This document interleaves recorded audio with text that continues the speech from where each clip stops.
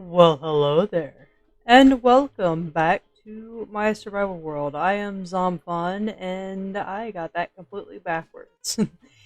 um, Last episode we built all of this that you see behind me, and well, there's been a couple adjustments. Not much, but if we come in here, we can now get all the way up here onto this platform where we can toss our friends here their food. And if we come down here, I believe I fixed the rail car issue. I need to put two slabs there so I can get under here and push. As far as that goes, this guy is still caught. How you doing there, buddy? And as far as our farmer friend that kept escaping, hello, friend. How are you? Yeah, I realized after I hit the stop recording button that boats are a thing. So here we are now. I believe I've fixed this problem that I was having where they would just keep going further than I actually wanted to. I think that should stop them.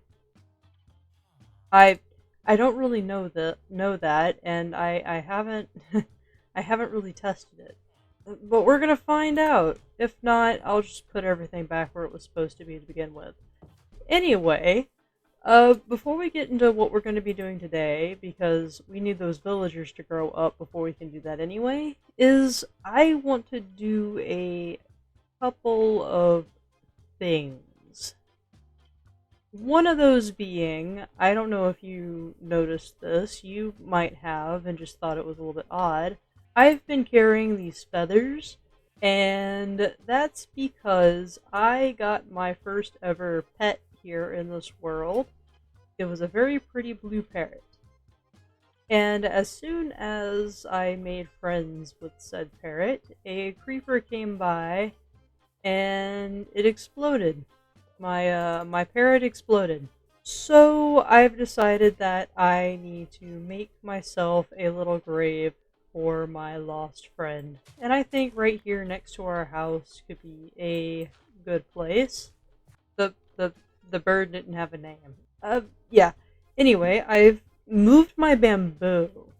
You see, I decided that yes, I need a fair amount of sugarcane, but I don't need that much, so I decided to make one side bamboo and one side sugarcane, and I don't know if it's really produced any sugarcane. I know I had a stack of bamboo. And sometimes I think that these blocks aren't filled in, but they are. It's it's quite strange. Well, it's an interesting thing that we're back here, because we can check on these guys, and honestly, we can see about... There we go! That didn't take nearly as long as I thought it might. So my thought process here is that today I really do. I really do want to make an iron farm, but one, I've been looking and I still can't figure out whether or not I need to build that iron farm a little bit farther away from where I'm planning on putting the villagers, i.e. my village. And two, I don't have really a way. I don't. Let me put it this way: I don't have the patience to sit there and wait and find a zombie that will hold onto an item. So I would rather have a librarian give me name tags, and then I can name tag everybody like you. I can give you a name. All right, will you be a Fletcher boy? Oh, that's perfect. Oh, thank you. I don't have any sticks. Is this good? I'm gonna say it's good. I'm gonna just do that, lock you in. So my idea for this is that I have this guy now. He's a Fletcher. So I can trade sticks to him, I can trade potatoes, and I can trade pumpkins now to this guy. And then one of these guys I want to turn into a librarian to sell paper. I think that's going to be the goal. Because if I can get a... Because if I remember correctly, the last trade, no matter what, when it comes to a librarian, is a name tag. And it's going to take me about as much time to find a zombie that will hold an item as it will take me to get a villager to give me a name tag. So I've opted to go the option of I actually get to wander around and do things and not feel like it's taking me a dramatic amount of time to do said thing. Thank goodness I hoard basically everything that I find, including lecterns. Oh, let's not forget. Let's not forget. Bell tower. Yes. Oh, not as hard as I thought it'd be. Holy cow. Alrighty, so now that should not take a baby. Excuse me. I appreciate your sense of adventure, but it need not go so far. Anarchy runs in your family, I can tell. Theoretically, if I understand how rails work, and then give you a light nudge. Please don't. Please. No. Please. You, sir, are not old enough to be attempting such things as this. I have done things. I have done. I think I've accomplished my mission. This is not supposed to be a villager training hall, but it is very slowly becoming one. Y'all having fun or something? Ha, you're trapped too. We need a name for this guy. He's been around. We need a name for this guy, because he's going to be our Fletcher, and he, and this guy right here are our first residents of this town. So, I struggle desperately with names. So, if you want to give me a suggestion, give me a suggestion. That's crowd work, right? Now, while I wait for the little villager children people to grow up, and I think I need to be in the vicinity for that to happen, I have been thinking a little bit on what to do with this wall, because it's an okay wall, but I'm not entirely sure if I want to do this. I'm not entirely sure if I want to do this stone along all the walls. After all, this is supposed to end up being a relatively colorful space. And I don't know if mute walls would really go with the vibe of the place. But then again, since most of the other colors and whatnot are supposed to be relatively bright and colorful, maybe it would be a good thing to have a pretty mute wall, so it doesn't take away from everything else that's going on. I don't know, it's something to think about. So we'll have this staircase going straight up this hill into this section right over here where I'm originally planning to put our blacksmith. And I'm a little bit cautious walking around here because it seems like anytime I am over here, some creeper wants to come around and blow me up. It's not very fun. As you can imagine, it's almost like they spawn right on top of me. It's crazy.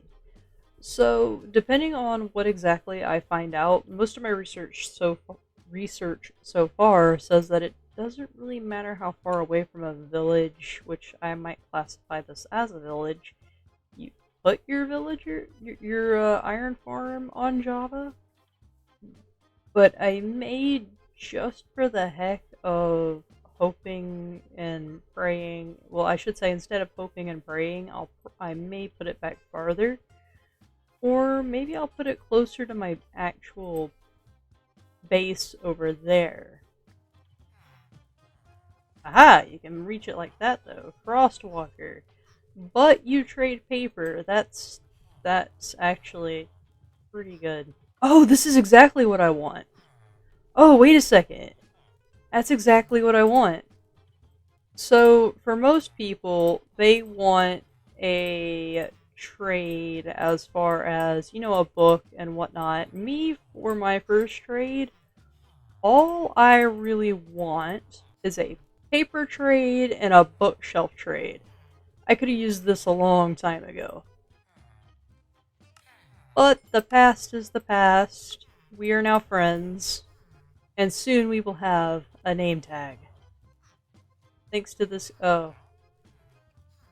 You know what? If this was a multiplayer server, that would be so fun to mess with. I get free lanterns! I love lanterns. Lanterns are honestly one of my favorite things to mess around with, and I just hadn't wanted to waste my iron on it. So that's how much does that give me versus? Okay, I'll sell the rest of my paper just because I have so much of it, and let me buy me some lanterns. Ooh, and I can get glass. I know that's supposed to be one of the trades that you get, but heck yeah, man. Oh, and glass is a good trade. Okay. Yay! Ah! Oh, this makes me so happy. There are definitely quite a few torches around, which are literally just here to make sure that things don't nibble on my toes. But look at this. We actually have lanterns, and that along with the glow berries just creates light that doesn't seem as harsh to look at as the torches do. I really don't like this. And there we have it right there. I do not have any more emeralds to buy that from you, buddy, but it'll be okay. I simply cannot use that at the moment anyway. Also, um it was a little bit chaotic. We have this guy, I don't even know how he got loose. And somehow our toolsmith ended up there. So this is how I've been getting in and out of my little villager area. Um, we have this guy, and I've been buying a lot of axes from him. He's been a big help. I blocked our toolsmith in so he can't get out, and the problem that I'm running into right now is I need an anvil in order to actually use the name tag. And it appears I only have 3 iron ingots to my name. Not as many as I thought I had. So, it looks like I'm gonna have to go mining. Who knew my quest to get an iron farm would actually require me to have to do more mining for more iron. That being said, let's rectify this situation. I think 61 plus the 3 we got back home, that'll give us a stack. I think that might be something to get us started. For anybody who keeps track of experience bars in videos like this, I got too comfortable jumping down ladders, and now those very pretty 31 levels I had are gone forever. I feel as though I made a mistake. I should have put the iron in first. Oh dear. There we go. We have the name tag. Now we just need the anvil, which is going to take a second because I put all the copper in the smelter. Man, I have really shot myself in the foot on this one. That'll be okay. Just means I got some chores to do while I wait.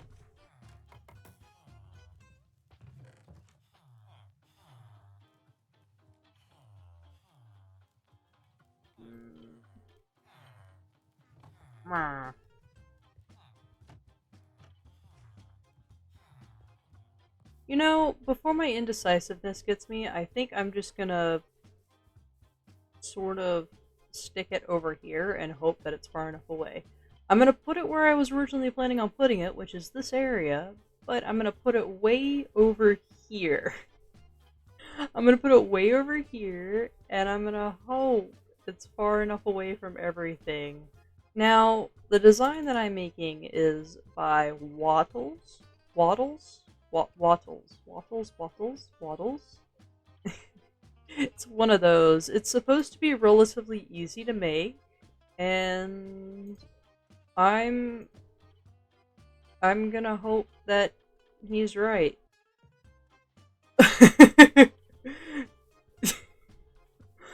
Oh, what have I done? What is this?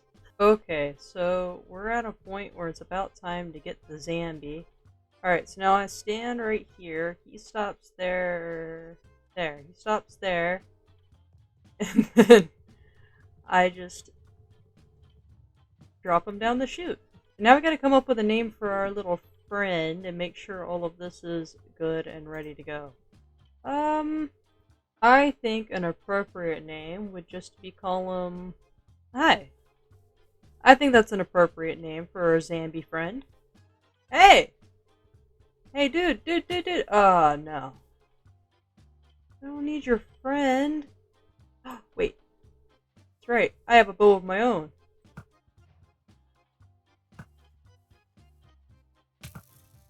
Aha! Ain't got nothing on me. Hey, bro, come with me. I don't. How do I?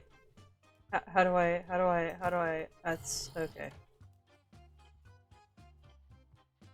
And we did it. I am not liking this. Yeah, I think I'm just stuck up here for the night. I'll see you in the morning. We'll get our villagers up here in the morning. And there. That should be the last thing I need to do.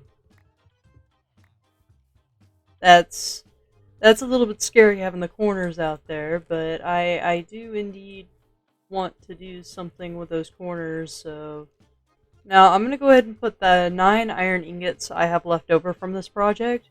It turns out I not only needed the 64 that I already had in my inventory, but I pretty much drained the entire supply that I already had, so... I guess I got lucky. My lack of trying to be prepared was actually me being very, very lucky. Now, if I go up here, we can remove... And it missed. How did it miss? Alright. Take 2. I feel like this is gonna end up being like any of the other farms that I've made so far. It works, but only partially. And oh, oh, well, it's working just fine, even with you. No thanks to you. Nice. And we're getting some poppies and a few of these guys. Alright. Well, what I think I'm going to do is I'm going to let this run for a little bit. I don't know why I'm bothering to decorate this. I'm planning on eventually putting something around it. However, I think what I want to do is leave this to run for a little bit, see how we get. So we have exactly 20 iron ingots in there right now. And there goes another one. Okay, so I guess I should probably state what my problem was. My problem was it wasn't Wattles. He created a perfectly, even a fool could figure out how to do this, and I am that fool. So if I'm able to figure out how this works, then I'm pretty sure anybody with any basic knowledge could figure this out. The problem that I had and the mistake that I made was I made all of this one block too far this way. So I just brought it forward one block, and now it's working wonderfully. This is a charm. Oh, I'm super happy with myself. This is the first time I've ever made one of these things that actually works. So, granted, I believe I do have enough time. Because it shouldn't take too long to gather materials, I want to build up the 2 work sheds right here, and then this right here. I was going to make this where the Fletcher was going to live, but you know what? I think I have something else I want to do. Anyway, enough of my babbling. I'm gonna wait until the rain stops, or, well, actually, it just makes more sense for me to go right now. I'm gonna go gather supplies.